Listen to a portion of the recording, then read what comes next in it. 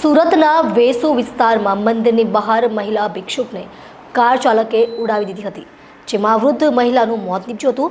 અકસ્માત સર્જનાર કાર ચાલકની વેસુ પોલીસે ધરપકડ કરી જેલના સળિયા પાછળ ધકેલ્યો હતો. કાર ચાલકથી બ્રેકને બદલે એક્સિલેટર દબાઈ જતા અકસ્માત થયો હતો. અકસ્માતની ઘટનામાં ભિક્ષુક ગંગાબેન ઉખલુભાઈ પાટીલનું મોત નીપજ્યું હતું. પોલીસ તપાસમાં આરોપી પ્રકાશ અગ્રવાલ સીએ હોવાનું બહાર આવ્યું છે. પોલીસે વિવિધ કલમો હેઠળ ધરપકડ કરી હતી. સુરતના વેસુ વિસ્તારમાં અકસ્માતની ગંભીર ઘટના બની હતી, જેમાં મંદિરની બહાર મહિલા ભિક્ષુકને કાર ચાલકે ઉડાવી દીધી હતી. ચાલક કારને પાર્ક કરતી વખતે બ્રેકની જગ્યાએ એક્સિલેટર દબાવી દીધું હોય તે રીતે ભીખ માંગી જીવન જીવતી 80 વર્ષીય માજીને કાર ચાલકે કચડી નાખી હતી, જેથી 80 વર્ષીય વૃદ્ધાનું અકસ્માતમાં ઘટનાસ્થળે જ મોત નીપજ્યું હતું. ઘટનાના હચમચાવતા સીસીટીવી સામે આવ્યા છે. અકસ્માત બાદ કાર ચાલકે માનવતા પણ નેવે મૂકી દીધી હોય તે રીતે વૃદ્ધાને સારવાર માટે લઈ જવાને બદલે અકસ્માત કર્યા બાદ કાર ચાલક કાર મૂકી ભાગી ગયો હતો.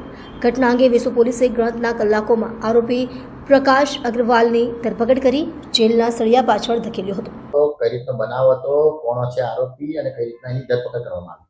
આજ રોજ સવારે 8:45 ખાતે વર્ધી આવતા આ બનાવ બનેલો છે અને સુરત શહેરના વેસુ પોલીસ સ્ટેશન વિસ્તારમાં કાશી વિશ્વેશ્વર મંદિર વેસુ ગામની બાજુમાં અકસ્માત થયેલો છે, જેમાં મરણ જનાર બેન ગંગાબા પાટીલ કરીને છે, જે 65 વર્ષથી ઉપરના છે અને જે ગાડી ચાલક છે એ પ્રકાશભાઈ ગોવર્ધનભાઈ અગ્રવાલ છે. તો તે સીએ છે અને 41 વર્ષની ઉંમર ધરાવે છે અને ગાડી સાથે એક્સિડન્ટ કરી અને ત્યાં તેઓને અટક કરી અને કાયદેસરની આગળની કાર્યવાહી પોલીસ હાથ ધરેલ છે. સાહેબ, અકસ્માત કેવી રીતે થયો હતો? ગાડી ચલાવનાર બાળક પોતે ગાડી ચલાવતા હતા અને જેને મૂળ માલિક છે ગાડીના એ બાજુમાં બેઠેલા હતા અને તે પોતે પોતાનું કંટ્રોલ ગુમાવતા ગાડી સ્ટાર્ટ કરતી વખતે પોતાનું કંટ્રોલ ગુમાવતા તેઓ પોતે અકસ્માત કરેલ છે. સીસીટીવીમાં બી ઘટના કેદ થઈ છે? જી, સીસીટીવીમાં કાયદેસરની સીસીટીવીની જે ફૂટેજ લીધેલા છે આગળની ઘટિત કાર્યવાહી કરવાની ચાલુ છે અને આરોપીને અટક કરવામાં આવી છે. કઈ કલમ હેઠળ ગુનો દાખલ?